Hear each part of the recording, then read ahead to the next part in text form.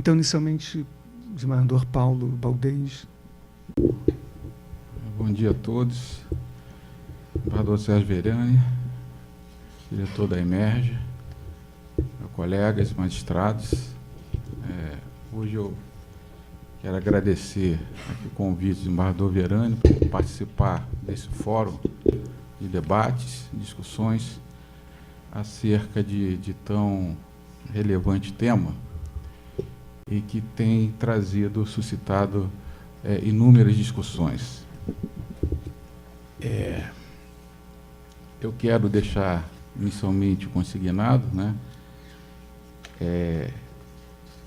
que um curso como esse, em que se pretende discutir, né, os aspectos jurídicos, mas também as consequências que nossas decisões produzem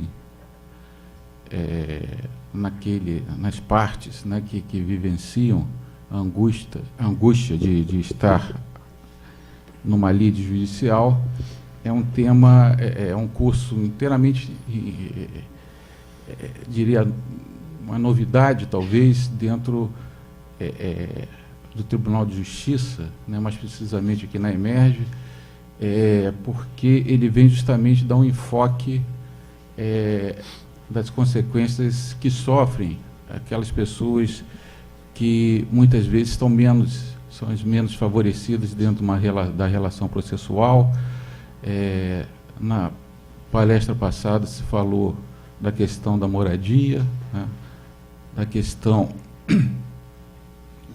da moradia no campo, na cidade, e já vai se falar da questão do direito à saúde sob o enfoque do consumidor, e hoje nós vamos tratar aqui da questão dessas consequências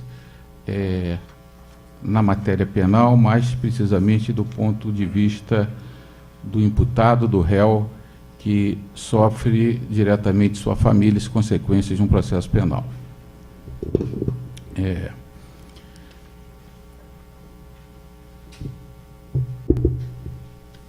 Direito de não ser preso, direito dos presos. O tema é interessante, extremamente rico. Na primeira vez que eu me deparei com essa ideia do professor Verani, direito de não ser preso e direito dos presos, eu pensei, bom, direito de não ser preso envolve justamente essa questão da prisão preventiva, cautelar no curso do processo, e dessas outras medidas cautelares que já de forma tardia ingressaram no nosso ordenamento jurídico no ano 2011, através da Lei 12.403. E direito dos presos, eu pensei na questão da execução, o preso já condenado, que sofre as consequências, então, do ato que praticou e pelo qual foi condenado, mas que também tem os seus direitos no curso do processo da execução.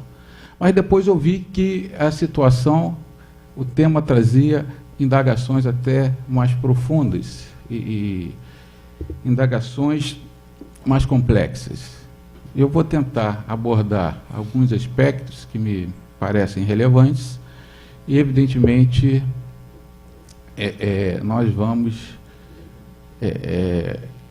depois da fala do desembargador Verani, iniciar os debates, porque isso nada mais é do que, como o desembargador Verani frisou, né, uma manhã de trabalho, de debate, trocas de ideias e reflexões.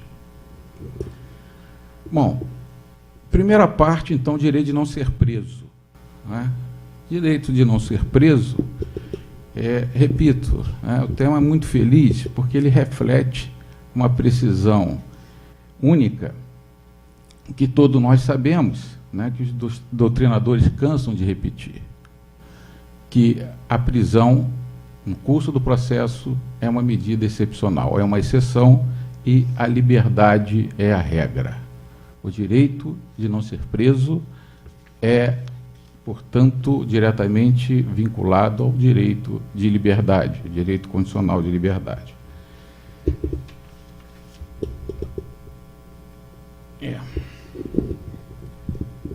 Esse caráter excepcional, que parece muito lógico, muito fácil de se compreender no debate acadêmico, na prática tem, pelo menos, assumido algumas proporções, eu diria, inacreditáveis, né? Porque muitas vezes a gente se depara com alguns casos concretos que permitem que a gente se pergunte: será que realmente no Brasil a prisão é uma exceção? Eu acho que a nossa Constituição, que mudou, aliás, essa lógica, né? Porque antes da Constituição de 88, na verdade, a gente não poderia afirmar com essa tranquilidade de que a liberdade, que é a regra, a prisão é exceção. Haviam situações que nos levavam a concluir que, na maioria das vezes, não era assim, não é? Havia a prisão decorrente da sentença condenatória, o recolhimento já era obrigatório, haviam crimes, inúmeros crimes inafiançáveis. Bom, mas com o restabelecimento do Estado Democrático de Direito, foi fincado alguns pilares na nossa Constituição, e de forma clara e constitucional, mas, entre tantos outros importantes, né, a dignidade da pessoa humana, mas o que nos interessa aqui mais de perto é o princípio da presunção de inocência ou da não culpabilidade. Então, a Constituição deixa, assim, para trás um processo penal inquisitorial que tinha, no nosso Código de Processo Penal, um caráter extremamente autoritário, o código todos sabem que é de 41, da época do Estado Novo, e que, desde então, né, faz parte dos ensinos ministrados nas salas de aula e que, portanto, formou uma cultura jurídica muito forte, uma cultura jurídica autoritária muito forte em relação ao processo penal. E a Constituição, que restabelece o Estado Democrático de Direito, traz esse rol de garantias, direitos e garantias, com a finalidade, diria eu, de um processo penal democrático, de estabelecer um processo penal democrático em nosso país, que se apresenta como, ao mesmo tempo, como instrumento limitador do poder punitivo do Estado e garantidor dos direitos do cidadão.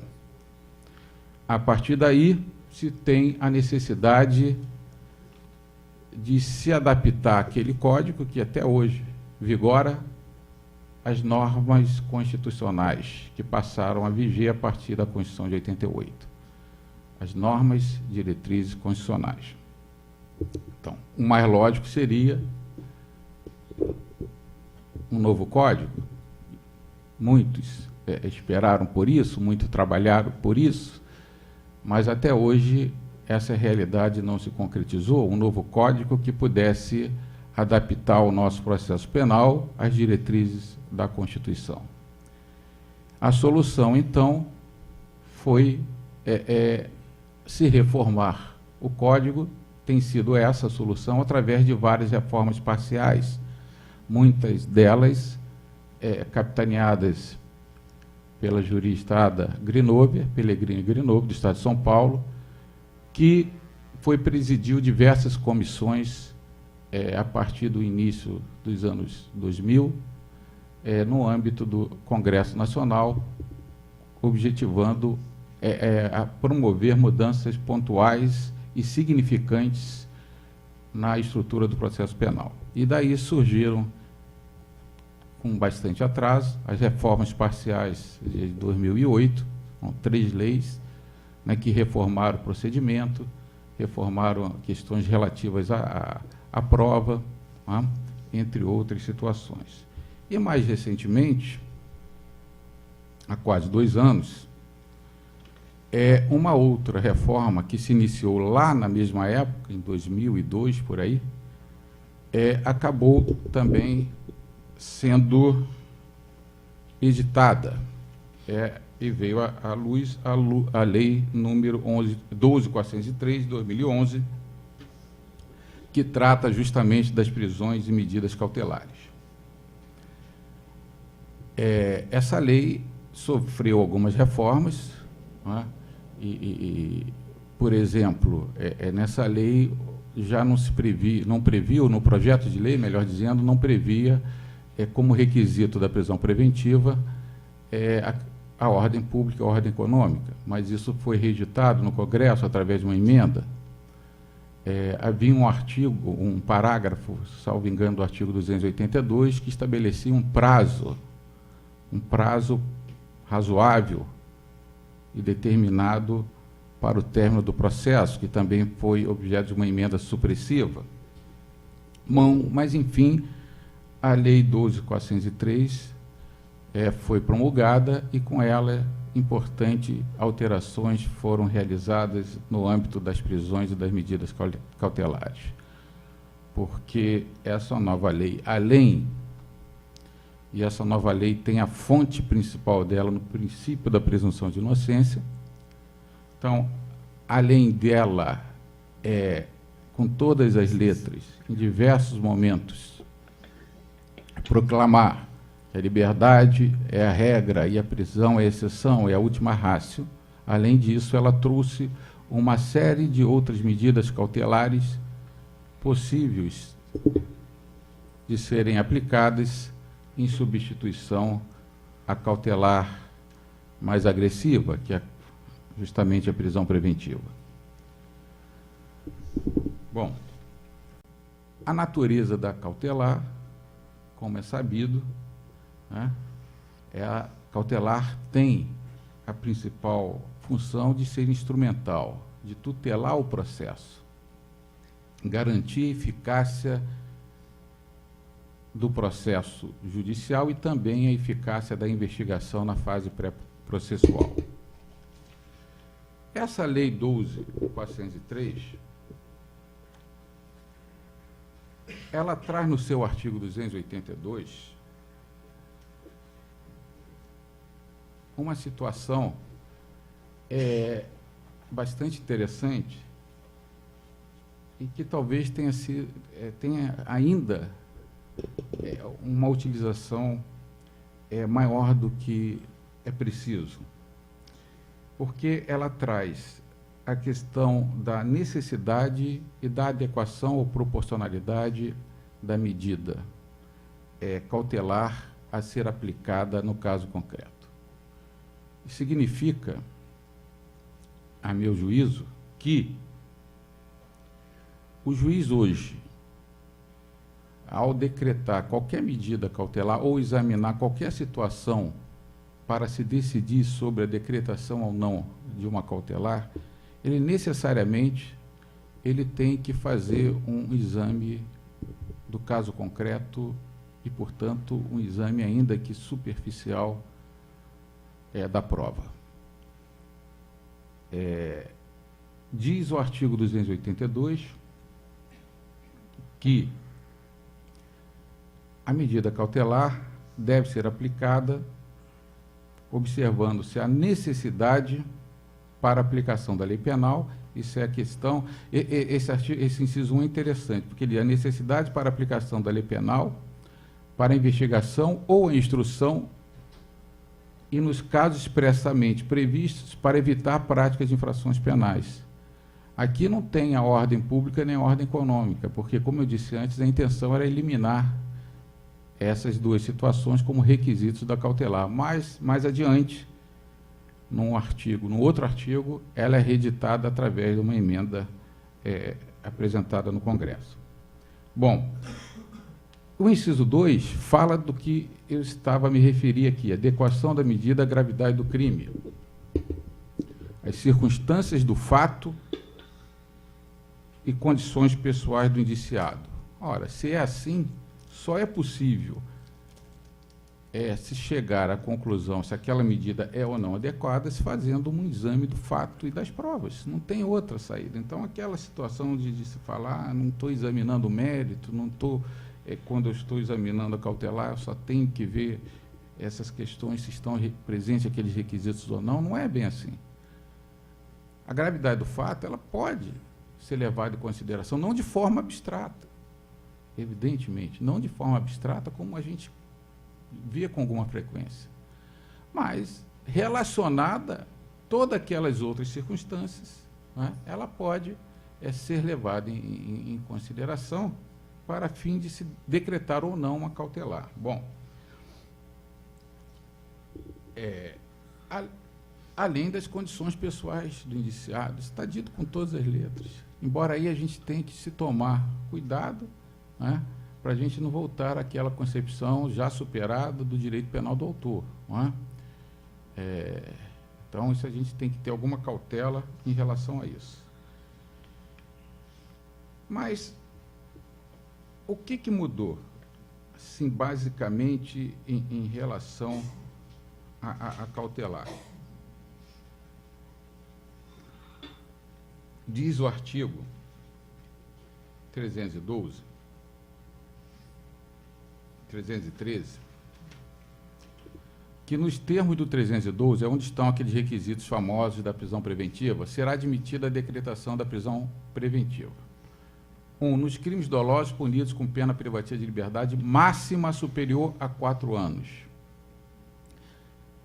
Significa dizer, isso é muito claro, que aqueles crimes como furto, receptação, disparo de arma de fogo, cuja pena máxima não ultrapasse esse limite de 4 anos, não há possibilidade de se decretar a prisão preventiva. Não é cabível, em tese, a prisão preventiva. Eu tenho percebido, já tem 3 exemplos de caso concreto, em um que se colocou num furto uma qualificadora absolutamente inexistente, que era de arrombamento, não havia prova nenhuma da materialidade, com a nítida intenção de não se soltar o réu, de não se relaxar a prisão, que era ilegal. Num outro, eu falei do disparo de arma de fogo, um concurso material entre o disparo e o porte, o que também ainda está vendo é absolutamente incabível. E aí se aplica o concurso e não se relaxa a prisão ilegal. E, mais recentemente, uma receptação em concurso com adulteração de sinal identificador de veículo, que também não tinha nenhum indício do cometimento desse crime, e com a finalidade, me pareceu clara também, de não se relaxar a prisão ilegal. São essas situações que são absolutamente incompreensíveis que aconteçam no dia a dia, porque a lei diz com todas as letras, é punido com pena máxima superior a 4 anos, não é possível acautelar da prisão. Isso tem uma lógica, porque 4 anos, não é? Pode haver substituição da pena privativa de liberdade por uma restritiva de direito, então não se justifica você ter uma cautelar mais gravosa daquilo que o réu vai receber se condenado for ao final do processo, na sentença do juiz. Bom, o inciso 2 do 303 diz, se tiver sido condenado por outro crime doloso, a questão da reincidência, e o inciso 3º, se o crime envolver violência doméstica e familiar contra a mulher, enfim. E aí haveria a possibilidade em tese, o cabimento em tese da cautelar, ainda que a pena, evidentemente, fosse máxima inferior a 4 anos. O 313 faz referência ao 312. Então, me parece que hoje o que nós temos que nos preocuparmos é antes fazer um juízo de cabimento da cautelar mais extrema, que é da prisão, cabimento em tese, hipótese do artigo 303. Se não estiver aí, a prisão já é ilegal. A hipótese é de relaxamento, no meu modo de ver. Depois disso, vamos examinar a questão dos pressupostos, indícios de autoria, né? Prova da materialidade, então do fumus commissis delicti, né? do periculum libertatis, para, posteriormente, adentrarmos no exame dos requisitos da preventiva, do 312. Tem que se passar por esse raciocínio. E quando se adentra nesse exame do 312,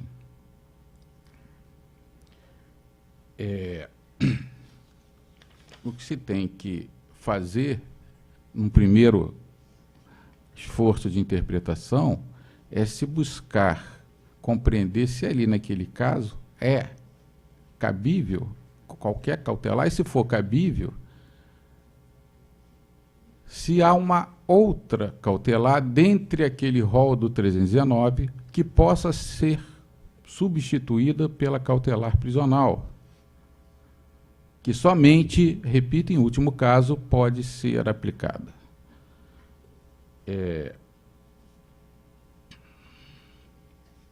E aí é um exame, né, dos requisitos, da possibilidade de se aplicar em concreto. Se diante daquele caso concreto, com aquelas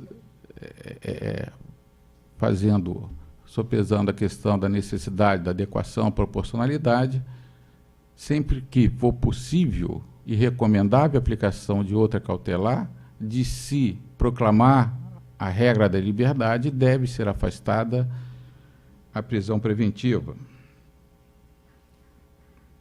Bom, o 314, você não vai falar, não. É interessante destacar aqui alguns princípios da cautelares que estão espalhados pela 12.403. A questão de que já vem da Constituição, por óbvio que só pode haver a prisão decretada por autoridade judiciária competente. E uma outra questão, a questão da motivação, que está prevista no artigo 315, expressamente, a decisão que decretar, substituir ou denegar a prisão será sempre motivada. Decretar a prisão será sempre motivada. Isso é importantíssimo. Porque se não estiver motivada, a decisão será nula, ou se a motivação se afastar dos requisitos legais, portanto, for inidônea, né, caberá também a revogação da cautelar? Então, ou não será possível decretar cautelar?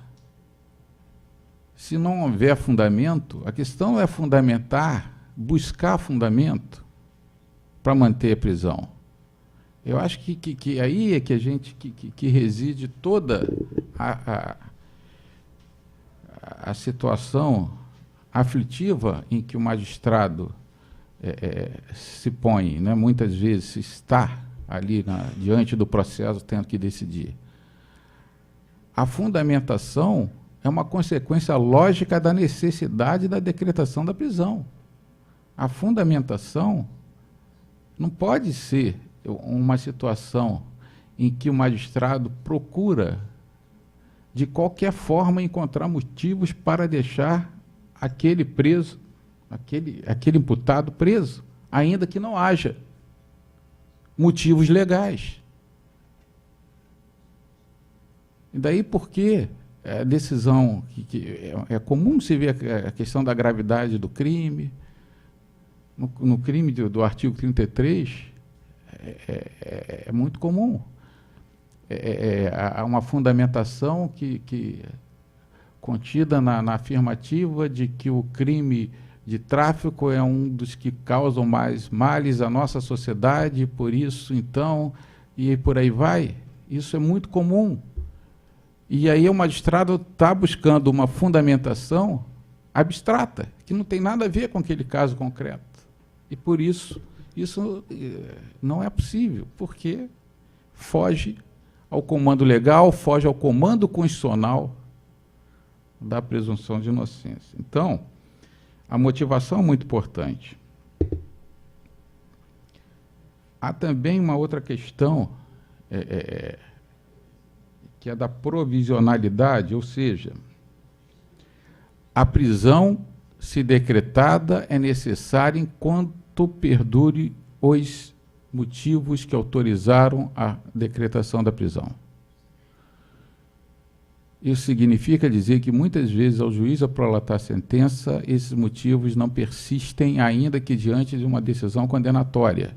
E é por isso que hoje o artigo 387, parágrafo 1º, exige que, se o juiz mantiver a prisão na sentença, ele tem que fundamentar. A prisão hoje não é mais consequência da sentença condenatória. Ela tem sempre esse caráter cautelar. Então, portanto, é outra situação relevante. A situação da provisoriedade, ou seja, é provisória, deveria ter um prazo.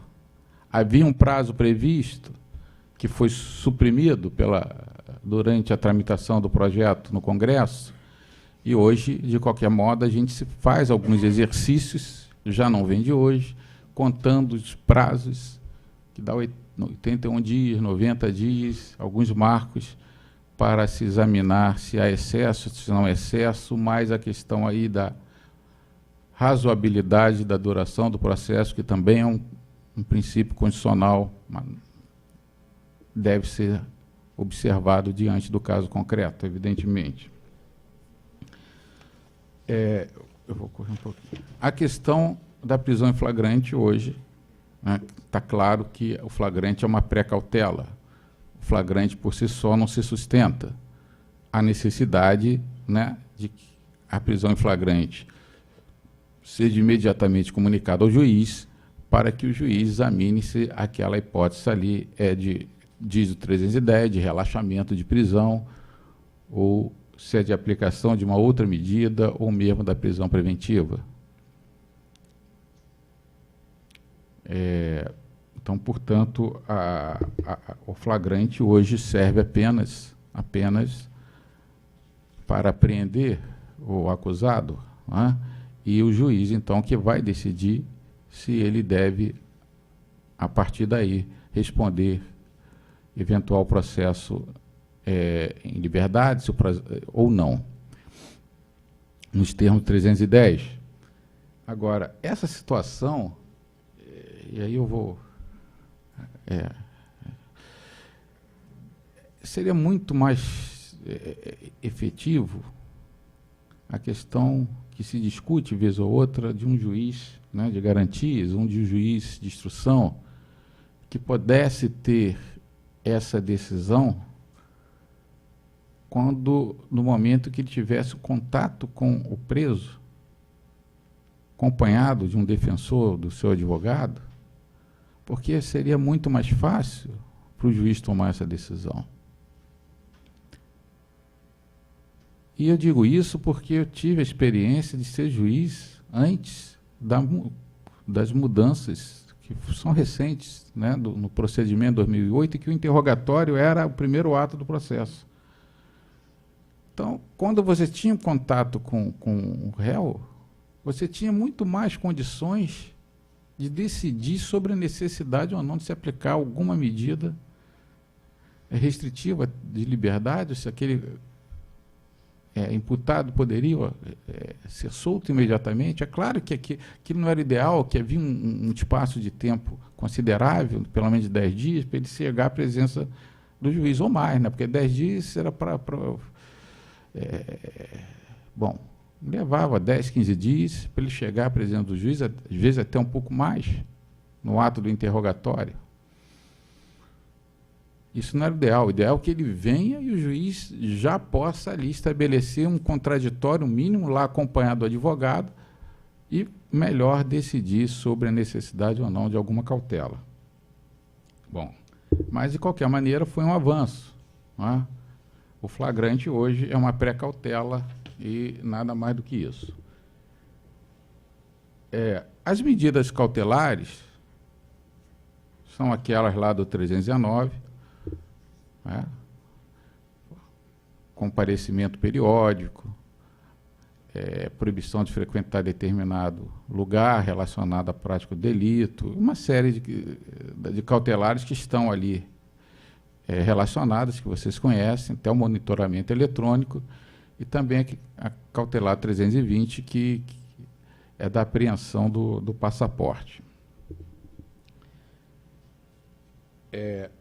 Além disso, há também hoje a possibilidade de uma prisão domiciliar, que está prevista expressamente como uma possibilidade, em alguns casos, que estão lá também tipificados, você pode aplicar a prisão domiciliar, caso da gestante, pessoa idosa maior de 80 anos, etc., em substituição à prisão cautelar, porque a prisão cautelar é a última ratio. Bom, então, me parece que hoje, o juiz chegar a decretar uma prisão preventiva, ele necessariamente tem que passar pelo exame se cabe em tese de acordo com o artigo 313, se estão presentes os pressupostos e os seus requisitos, e se não cabe uma outra medida substitutiva. Aí sim ele pode, se for o caso, se houver adequação, proporcionalidade, necessidade, aplicar a prisão cautelar. Eu entendo que isso foi uma discussão que se travou, essa questão da natureza, se é a natureza substitutiva, se é a natureza alternativa. Que pese eu tenha feito esse raciocínio, eu digo o seguinte: para o juiz chegar à conclusão que aquela hipótese ali autoriza a prisão cautelar, ele tem que fazer esse raciocínio.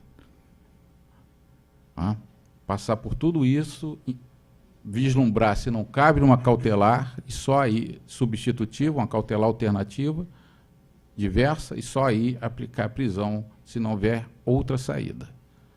Agora, isso nada impede que, em outras situações, e a lei permite isso, alguns artigos que nos levam a essa interpretação. Em outras situações,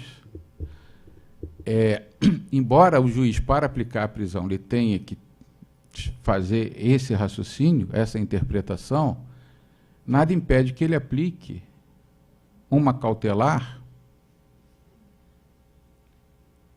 quando não caiba a prisão preventiva. Quer dizer o seguinte: no meu pensar, a cautelar, as outras cautelares, aquele rol do 319, elas não são sempre substitutivas. Você só pode aplicar quando caberia prisão, eu afasto e aplica a cautelar. Me parece que é possível também aplicar em situação em que, embora não caiba a prisão, seja aconselhável a aplicação da cautelar diversa. E isso, para mim, não é... O importante, me parece, que é sempre buscar o entendimento da preservação da liberdade, da restrição prisional como última ratio. Agora, aplicar uma cautelar de comparecimento ao juízo, aos atos processuais, em certas ocasiões, embora não caiba a prisão, me parece até salutar. Bom, para fechar só essa primeira parte, Verônica, já são 10 horas, mas eu vou falar mais um pouquinho.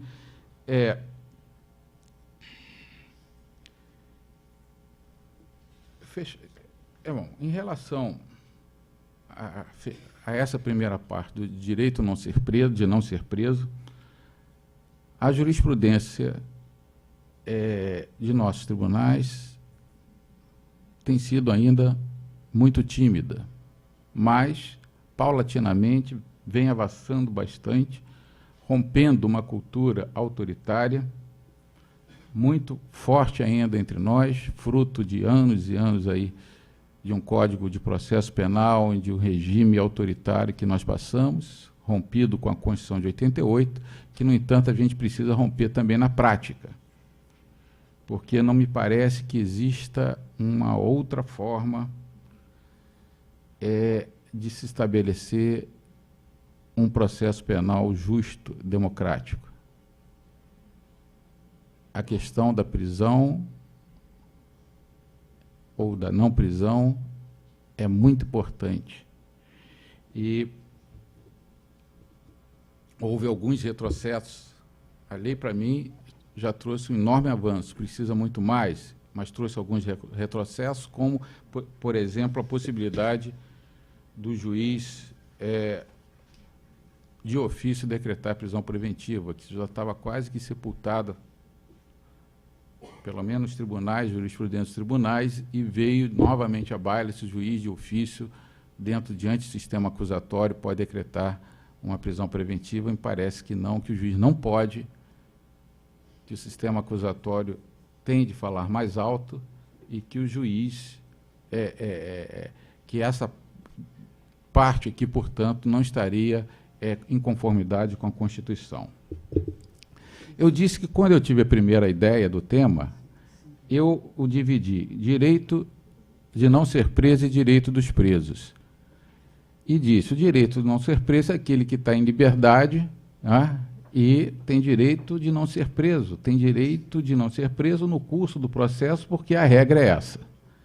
Mas depois, refletindo um pouco melhor, eu percebi que alguns presos provisórios têm alguns direitos. Então, os direitos dos presos não estão restritos lá na execução. Porque o preso provisório, por exemplo, já preso cautelarmente, no curso do processo, ele tem alguns direitos. Claro, eu não estou falando aqueles direitos inerentes à dignidade da pessoa. Eu estou dizendo que o que eu quero pontuar aqui é, por exemplo, ele tem o direito do reexame da prisão preventiva no momento em que o juiz prolata a sentença de primeiro grau. O juiz, ao prolatar a sentença, ele tem que necessariamente reexaminar a questão da preventiva, do preso provisório, e dizer, se mantiver a prisão, por que tem que manter a prisão. O direito do preso de reexame e de conhecer os motivos pelos quais ele vai continuar preso cautelarmente. Outro aspecto que veio recentemente, esse está no 387, parágrafo 1º, e o outro a que eu vou me referir agora está no parágrafo 2º, vindo através de uma lei de novembro do ano passado, que é a 12.736, que estabeleceu a determinou que o juiz, na sentença, ao fixar o regime prisional, em caso de condenação, portanto, necessariamente tem que observar a detração. É o que diz, né, o parágrafo 2º agora do artigo 387, que foi introduzido pela essa lei a que me referi. Significa dizer o seguinte, que quando o juiz, por exemplo, num crime do artigo 33 da Lei 11.343, tráfico, entenda que a prova para condenar e o faça na pena mínima de 5 anos, 500 dias multas, e entenda que aquela hipótese ali não seja possível a aplicação do redutor, que hoje está se tornando pacífico a possibilidade da aplicação do redutor do tráfico.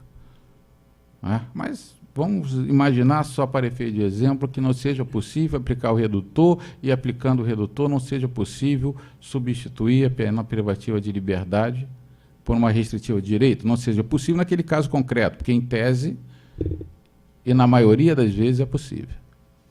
Mas que não seja possível. Ele aplica, então, 5 anos e percebe que o preso está com a prisão cautelar há 1 ano, ou um pouco mais. Então, ao fixar o regime, ele tem que, no meu pensar, fixando a pena no mínimo legal, e percebendo que já há 1 ano de prisão cautelar, fixar o regime aberto. Porque aí já seria possível 4 anos. 5 menos 1, 4. É assim que eu estou interpretando a lei, estamos aqui trazendo para reflexão. Por que o regime aberto? Crime de tráfico. Existem as súmulas 440 do STJ, que diz lá que quando a pena base é fixada no mínimo, e aí o exemplo é fixada no mínimo, o regime deve corresponder, não pode ser mais elevado, não me lembro os exatos termos da súmula, mas existe uma outra súmula também do STF, que é muito pouca observada, que é 718, que é no mesmo sentido. Então, em tese, me parece possível que o preso provisório já teria direito a ter a sua detração para fins de fixação do regime, no regime mais brando, no caso desse exemplo, seria o aberto. Porque se ele fosse fixar o juiz os 5 anos sem fazer a detração, o regime seria o semiaberto. Embora, né, muitos apliquem o regime fechado, não observando a súmula do 440 do STJ. Bom, e além, para fechar o direito do preso provisório, uma questão relevante, que é a questão da execução provisória. Hoje existe uma resolução do CNJ, 113, e existe também uma resolução do nosso órgão especial, 19, que diz com todas as letras que sentença condenatória recorrível, interposto o recurso de apelação, tem que ser expedida a carta, a guia provisória de execução. Porque o preso, muitas vezes o recurso vai demorar, e ele já pode, lá no juízo da execução, pleitear alguns direitos, inclusive de progressão de regime. Bom, e isso implica, inclusive, também se ele está preso preventivamente e na sentença o juiz mantém a cautelar e aplica o semiaberto, embora já haja decisões entendendo que não haveria proporcionalidade, mas, enfim, acontece. Então, se ele aplica o semiaberto, ele expede a carta e lá, chegando no juízo da execução, ele já tem que ser imediatamente transferido pelo semiaberto. Isso está na resolução também do CNJ, 113. Então, portanto, o preso provisório também tem direitos. E falando de execução, aí vem a outra questão, o direito dos presos. O direito dos presos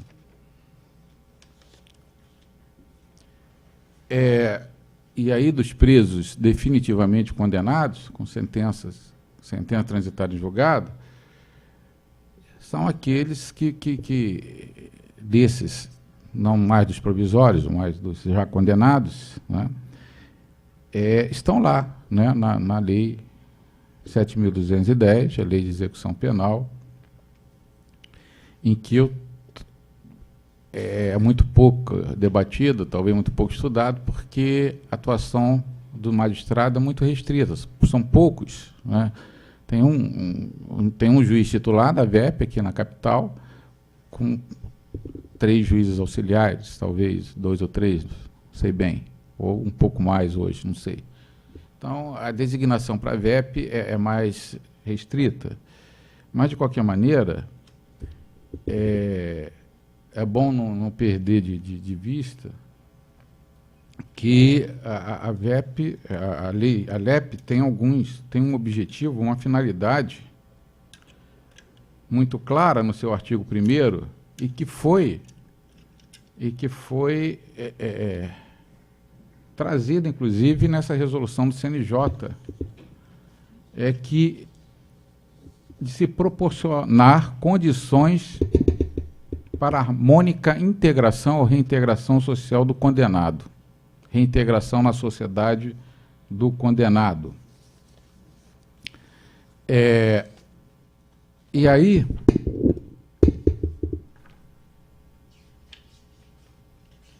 o artigo 6º da Resolução 113 do CNJ diz: em cumprimento ao artigo 1º da Lei 7.210, o juízo da execução deverá, dentre as ações voltadas à integração social do condenado e do internado, e para que tenham acesso aos serviços sociais disponíveis, diligenciar para expedição de documentos, etc., etc.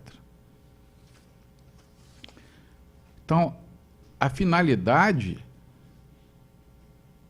da execução penal é essa, a integração social do condenado.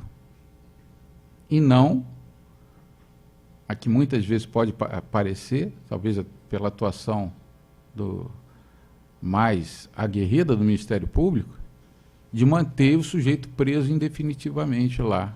Não é isso. Não é? Ele já está cumprindo a sua pena, ele tem que ter os seus direitos na fase da execução preservados. Isso vale para qualquer preso, tenha ou não frequentado a mídia. Não é? Então, porque há um outro princípio muito importante na execução, que é o princípio da estrita legalidade, que está lá no artigo 2º, que a jurisdição da execução deve ser exercida em conformidade com a lei de execução, 7.210, e com o Código de Processo Penal. Bom, há alguns direitos que estão expressos no artigo 41 da LEP, que vai desde a alimentação, passando para assistência jurídica, saúde, entrevista reservada com advogado, visita de familiares, companheiros, etc., né? E o artigo 3º diz lá claramente que os efeitos da condenação são apenas em relação à condenação em si, quer dizer, jamais pode alcançar outros direitos. Então, está lá também no artigo 3º, dizendo que a manutenção dos direitos não alcançados pela sentença é impositiva. Não é? Então, por isso que tem toda essa possibilidade, esse rol de direitos previsto lá no artigo 41. E eu cito aqui alguns casos que aparecem com maior frequência. Por exemplo, a progressão de regime, que está lá previsto no artigo 112, né? E quando há progressão para o regime semiaberto, vem uma situação que frequenta muitos tribunais, que é da possibilidade da visita periódica ao lar, que tem requisitos específicos no artigo 112, 122 e 123, incisos 1 a 3 da LEP, e que a visita periódica ao lar, elas é possível a partir quando o preso alcança o regime semiaberto, e muitas vezes esse direito tem sido negado com base no artigo 123, inciso 3º, porque o preso ainda teria um período longo a cumprir, de pena a cumprir. Mas a lei diz, se ele progrediu para o semiaberto, ele já pode. Então, esse período longo de pena a cumprir passou a ser utilizado como argumento pelo Ministério Público e acatado por alguns magistrados, no sentido que isso não estaria compatibilizado com os objetivos da pena. Quer dizer, o juiz se substituindo ao próprio legislador e diz o seguinte, não basta o semiaberto, já progrediu, mas ele ainda tem muito tempo, então não vou deixar ele fazer visita a seus familiares, se reintegrar à sociedade aos poucos, porque a pena dele é longa, então tem que ficar mais um tempo. Esse é o argumento, que se utiliza em plena violação ao direito do preso na fase de execução. São decisões que são todas iguais. São decisões iguais. São decisões todas iguais, sem nenhuma preocupação com o caso concreto. E todas contra os pareceres daquelas comissões técnicas de avaliação que entrevistam o preso, a família, etc., etc., etc. Então, isso é uma situação complicada, né? A outra é a questão do regime aberto. Isso aí já tem sido encarado com maior, vamos dizer assim, possibilidade de fazer firmar o direito do preso. A questão da falta de casa de albergado, né? Muitas vezes tem se deferido a prisão domiciliar, porque se não tem casa de albergado, se o Estado não fornece a estrutura, ele já está em regime aberto, e não pode ficar cumprindo em regime aberto como se estivesse em outro regime, semiaberto, né? Que seja. Então, se dá a prisão domiciliar. Bom, havia outros... há uma outra situação que eu quero registrar, que muitos são juízes atuantes em comarca do interior, ou vão atuar, a questão da competência das varas criminais do interior para execução, que nós sabemos que há essa possibilidade. A resolução do órgão especial 19 prevê essa possibilidade quando não houver pena detentiva, né, reclusiva ou de detenção. Então, pena restritiva de direitos, sursi, né, medida de segurança não detentiva, é o juiz da vara criminal que vai executar, né, observando sempre, também tem a questão da competência do vara da violência doméstica, familiar, que executa as suas próprias decisões, né, e, obviamente, os juizados especiais criminais. Essa questão eu fui juiz de juizado criminal durante algum tempo em Niterói e executava lá. Nós tínhamos a nossa central de penas, né, que a VEP tem também, a central de penas, de medidas alternativas, para executar aqui as condenações dos GCRIMs aqui da capital. Nós tínhamos lá e era muito interessante, né, o trabalho no Juizado Especial Criminal. Aqui está o Marcelo Anato, né, que é um ícone, né, do juizado, está lá fazendo um trabalho em São Gonçalo. Só processo que você conduz com celeridade, julga e condena. Você tem todo ali um envolvimento com a finalidade conciliatória dos GCRIMs, e por isso a execução é muito importante também na aplicação dessas penas restritivas de direitos. Bom, e aí, para finalizar, direito do preso, direito de não ser preso. Eu fiquei, presidente Verani, dizendo que faltou, talvez aqui, uma outra situação, um tanto quanto que deveria ser imaginária, mas não é. Porque muitas vezes, no Brasil, infelizmente, ainda estamos na fase, talvez, de proclamar o direito de ser preso. Direito de ser preso. Do condenado de ser preso, daquele que está em situação de flagrante ser preso. Porque o que nós assistimos recentemente em reportagens fantásticas, né, faz a gente ficar em estado, pelo menos eu fico em estado de choque, porque a gente sabe que isso acontece, mas a gente vê numa televisão, no horário nobre de domingo, pessoas sendo executadas sem menor cuidado com pessoas que estão ao lado, e a gente fica examinando, poxa, aquele sujeito lá, né, que tem, salvo engano, apelido de matemática, tinha, né? E outros, eles tinham o direito de ser preso. E não de ser morto. E não de ser morto. E tinham o direito de ser preso. Como outra reportagem, agora do Extra, que também foi repercutida pela TV Globo,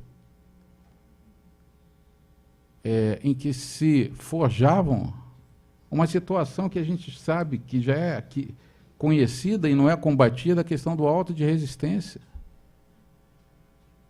O sujeito foi tirado de um outro local, arrastado para a cena de um crime, para se forjar que ele estaria ali também armado e resistindo e, portanto, foi morto em situação de legítima defesa. Quer dizer, são situações que inacreditáveis quando a Constituição, que restabeleceu o Estado Democrático de Direito, está prestes a completar 25 anos. 25 anos, e a gente ainda está lidando com esse tipo de cultura que está disseminada na sociedade, em vários setores públicos, e que o juiz tem a responsabilidade de combater, a responsabilidade de romper com isso. Só para fechar, outro dia teve, há pouco tempo, eu estava participando de uma sessão de julgamento e o relator estava encaminhando um voto no sentido de se decretar, reformar a sentença e absolver por prova ilícita.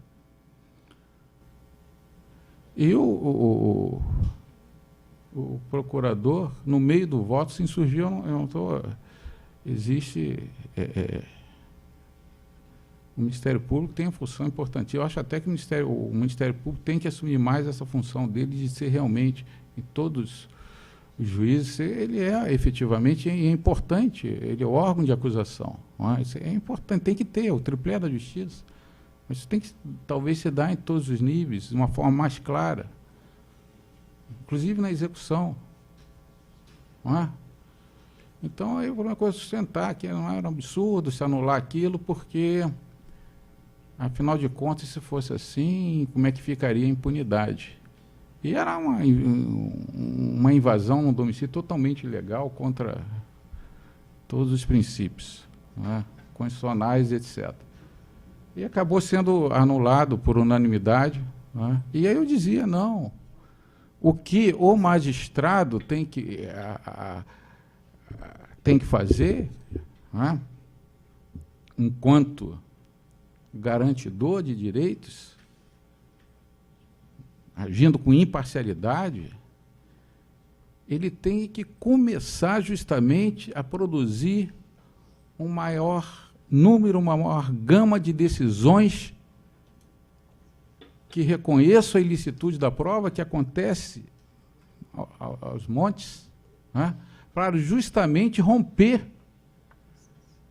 com toda essa questão autoritária, romper com todo esse processo penal ultrapassado de 41, que não mais se justifica se é que nós vivemos no Estado Democrático de Direito, se é que nós queremos ter um processo penal democrático e justo. Então, era isso que consideração. Tá?